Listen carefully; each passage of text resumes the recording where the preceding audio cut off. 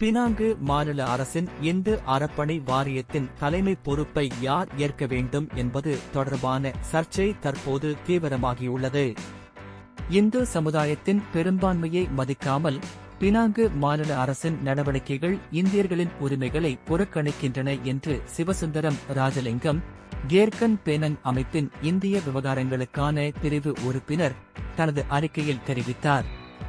தமது கருத்தில் PHEB ஒரு இந்து வாரியமாகவே செயல்பட வேண்டும் என்றும் அதன் தலைமை பொறுப்பை ஒரு இந்தியர் ஏற்க வேண்டும் என்பதையே தாம் உறுதியாக எதிர்பார்க்கின்றார்.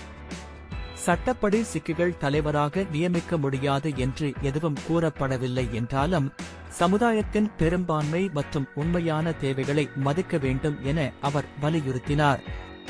DAP தலைமையிலான மாநில அரசு துணை முதல்வர் பதவியில் ஒரு இந்தியரை நியமிக்க தவறியதோடு தற்போது PHEB தலைமை பொறுப்பில் ஒரு இந்தியரை நியமிக்க தடுமாறுகிறது என்று அவர் குற்றம் சாட்டினார். மேலும் DAP தனது அதிகாரத்தை காட்டிமான அணுகுமுறையை வெளிப்படுத்துவதாகவும் இந்தியர்களை தங்கள் அரசியல் திட்டங்களுக்கு பயன்படுத்துவதாகவும் அவர் கண்டனம் தெரிவித்தார்.